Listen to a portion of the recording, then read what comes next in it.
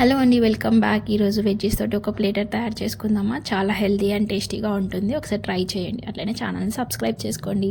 అయితే దీనికోసం అనేసి అన్ని వెజిటబుల్స్ కట్ చేసి పెట్టుకున్నాను. Bell peppers, peas, cabbage, broccolis, zucchini అవన్నీ కూడా. దీనికోసం టేస్ట్ కోసం కొంచెం నేను సాసెస్ యాడ్ చేశాను అనమాట. అండ్ ఫస్ట్ నేను కొన్ని హాట్ వెజిటబుల్స్ ఉంటాయి కదా, దాన్ని వాటర్లో బాయిల్ చేసుకున్నాను. Broccoli, baby corn and sweet corn ఇవి మంచిగా బాయిల్ అయ్యాక తీసి వాటర్లో నుంచి తీసి పక్కన పెట్టేసుకోవాలి. ప్యాన్ తీసుకొని గార్లిక్ సన్నగా కట్ చేసుకోవాలి.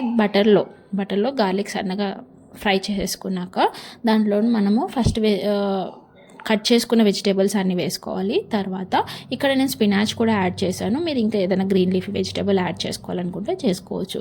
కొంచెం సాల్ట్ యాడ్ చేసి ఒకసారి టాస్ చేసుకున్నాక లాస్ట్లో క్యాబేజ్ వేసుకోవాలి. ఎందుకంటే అది మెత్తగా అయిపోతే టేస్ట్ అనేది ఉండదు. ఏ వెజిటేబుల్ కూడా మెత్తగా కావద్దు.